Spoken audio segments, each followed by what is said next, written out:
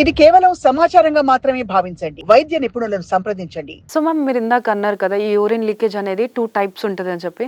So మనం దాన్ని ముందుగా ఎలా గ్రహించగలం? అంటే ఇది ప్రెగ్నెన్సీ తర్వాత వచ్చిందా? లేకపోతే మనం ఎక్కువ సేపు హోల్డ్ చేసుకొని ఉండడం వల్ల, బ్లాడర్ ఇష్యూస్ వల్ల వస్తుందా అనేది మనం ఎలా సింప్లిఫై చేసుకోవచ్చు? Okay, first of all health మీద మనం కాన్షియస్గా ఉండాలండి. ఓవర్ వెయిట్ అనేది ఒక పెద్ద రీజన్ అనమాట. ఈ యూరిన్ లీక్ అయ్యే వాళ్ళది ఎక్కువ శాతం ఓవర్ వెయిట్లో చూస్తాం. మనం కొంచెం బరువు పెరిగిన తర్వాత కూడా గమనిస్తే ఇంతకుముందు తక్కువ లీక్ అయ్యేది ఇప్పుడు ఎక్కువ లీక్ అవుతుంది అనేలాంటి హిస్టరీ ఇస్తారు మాకు. సో ఈ ఓవర్ వెయిట్ని తగ్గించుకోవడం, జంక్ ఫుడ్స్ తినకపోవడం, ఎక్సెట్రా అన్నిటికీ మెయిన్ మూల కారణం ఇస్ ఒబేసిటీ. ఓకే, అంటే లావ్ అవ్వడం. సో దాన్ని తగ్గించుకోవాలి, ఇది ప్రైమరీ. సో ఇది మనం గ్రహించచ్చా, ఎలా తెలుసుకోవచ్చు అనే దానికి యూరిన్ లీక్ అవ్వడం అనేది మీకే సొంతగా తెలుస్తుంది. బట్టలు తడి అయిపోతూ ఉంటాయి అన్నమాట. ఇది కాకుండా కొంతమంది బట్టలు కూడా తడి అవ్వని సిచ్యువేషన్స్ ఏంటి అంటే, ఈ స్మెల్ అనేది పక్కన వాళ్ళకు కూడా తెలుస్తుంది. అంటే ఇంట్లో వాళ్ళు కూడా స్మెల్ వస్తుంది వీళ్ళ దగ్గర అనే పాయింట్ రైజ్ చేస్తారు. సో ఇది పెద్దవాళ్ళలో చూస్తూ ఉంటాము. ఈవెన్ పోస్ట్ డెలివరీ కూడా మనకు తెలియకుండా లీక్ అవ్వడం, బట్టలంతా స్మెల్ రావడం కానీ ఇది కూడా గమనించవచ్చు. ఈ అర్జెన్సీకి స్ట్రెస్ లీక్కి ఏంటి అని అంటే, స్ట్రెస్ లీక్ యూజువల్గా ఏదన్నా ప్రెషర్ ఫ్యాక్టర్ ఉండాలి.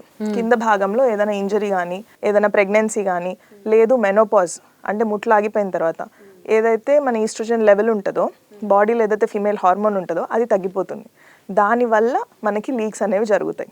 సో ఇది ఆ డిఫరెన్సియేషన్ పాయింట్ అనేది మన స్వతహాగానే అర్థమైపోతుంది. అర్జెంట్గా వస్తుంది అని వాళ్ళే చెప్తారు. లేదు మేడం, ఏదైనా బరువు ఎత్తినప్పుడు, కూరగాయలు వంట చేసేటప్పుడు అలా అనిపిస్తుంది. లేదు మీరు తడిగా ఉన్న ఫ్లోర్ మీద నడిచినప్పుడు వెంటనే బాత్రూమ్కి వెళ్ళాలనిపిస్తుంది. గిన్నెలు కడుగుతున్నప్పుడు ఆ చల్ల నీళ్ళు తగిలినప్పుడు అప్పుడు కూడా యూరిన్కి వెళ్ళాలనిపిస్తుంది. సో కూల్ రూమ్లో ఉంటారు, వాళ్ళకి యూరిన్ పదే వస్తుంది అనమాట. సో ఈ టెంపరేచర్ వేరియేషన్స్ ఇవన్నీ అర్జెంట్గా అనిపించడం, ఇది మనం వదిలేస్తూ పోతే ఇన్కాంటినెన్స్ అంటాం. అంటే బాత్రూమ్కి వెళ్ళే లోపు లీక్ అయిపోతుంది. ఒకసారి లీక్ అయిన యూరిన్ ఆగదు, అదే దారలాగా వచ్చి ఇంకా అక్కడికి వెళ్ళేంత వరకు కూడా యూరిన్ వెళ్ళాలి అనే ఫీలింగ్. సో మ్యామ్, అంటే ఇప్పుడు సాధారణంగా కొంతమంది అంటూ ఉంటారు, లైక్ పెల్విక్ పార్ట్స్ కొంచెం కిందికి జారిపోయినట్టు అయిపోయాయి, ఇలా ఉన్నాయి అని చెప్పేసి కొన్ని సందర్భాల్లో అంటారు. సో దానికి రీజన్ ఏంటి? ఎందుకు జారిపోయాయి అనడం అని అంటే, వీక్నెస్ వల్ల జారుతాయండి. జస్ట్ లైక్ మన స్కిన్ ఏదైతే సాగ్ అవుతుందో ఒక వయసు వచ్చిన తర్వాత నార్మల్ మన ఫేస్ స్కిన్ కూడా జారుతుంది కదా, రింకిల్స్ వస్తాయి, సాగింగ్ స్కిన్ ఉంటుంది. సేమ్ థింగ్ కింద గర్భసంచి కూడా ఒక 5-6 డెలివరీస్ అయిన వాళ్ళు ఉంటారు. ఇప్పుడు వచ్చే పెద్దవాళ్ళందరూ ఆల్మోస్ట్ 5-6 డెలివరీస్ అయిన వాళ్ళే. అండ్ వాళ్ళకి నార్మల్ డెలివరీ అయ్యి ఉంటుంది, కింద నుంచి ఆ గర్భసంచి కూడా డెలివరీలో జారుతుంది అనమాట. అండ్ దాన్ని వాళ్ళు సరిగా మేనేజ్ చేయకపోవడం, అంటే బ్యాక్ టు బ్యాక్ డెలివరీస్. ఇప్పుడు డెలివరీ అవుతుంది, మళ్ళీ వెంటనే విత్ ఇన్ 1 year మళ్ళీ వాళ్ళు డెలివరీ అవుతుంది. ఈ లోపల బాడీకి కోలుకునే అంత టైం కూడా ఇవ్వరు. అంటే ఎనర్జీ మనకు కూడా కావాలి కదా, మనం బేబీకి ఇచ్చే ఎనర్జీ డ్రైన్ అయిపోతుంది, మొత్తం బేబీకే వెళ్తుంది తల్లి నుంచి. తన స్వతహాగా కొద్దిగా బలం తెచ్చుకోవాలంటే ఇంకొక 1 year గ్యాప్ కావాలి. సో ఈ 2 years గ్యాప్ ఇవ్వట్లేదు అని అంటే వెంటనే డెలివరీస్ అవుతున్నప్పుడు జస్ట్ ప్రెగ్నెన్సీ ఇట్ సెల్ఫ్, అంటే మనకు డెలివరీ అయింది కాబట్టి అని కాదు.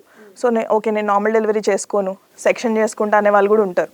మీరు సెక్షన్ చేసుకోండి, నార్మల్ డెలివరీ చేసుకోండి, ప్రెగ్నెన్సీ అనేదే మీ పెల్విక్ ఫ్లోర్ మీద బరువు, నడుము మీదనే పడుతుంది మీ బరువు అంతా. సో కింద కండరాలన్నీ వీక్ అవుతాయి. సో మనం ఎప్పుడైతే ఆ ప్రెషర్ అనేది కింద వేస్తామో అది త్రూ ప్రెగ్నెన్సీ మొత్తం ఈ 9 నెలలు ఆ బరువు పడుతుంది. సో ఆ బరువు పడిన దాని వల్ల లీక్ అనేది జరుగుతుంది, మజిల్స్ అనేవి వీక్ అవుతాయి. అందుకే we ask for a gap. కొంచెం గ్యాప్ ఉంచుకోండి. మీరు కూడా కొద్దిగా బలం వచ్చిన తర్వాత, మీరు రికవర్ అయిపోయిన తర్వాత అప్పుడు ఇంకొకరిని ప్లాన్ చేయండి అని. సాక్షి టీవీ ప్రసారాలను నిలిపివేయడం చట్టరీత్యా నేరం. సాక్షి టీవీ ప్రసారాల కోసం మీ స్థానిక కేబుల్ ఆపరేటర్ని వెంటనే సంప్రదించండి. DTHలో, ఇంటర్నెట్లో కూడా సాక్షి టీవీ ప్రసారాలను వీక్షించవచ్చు.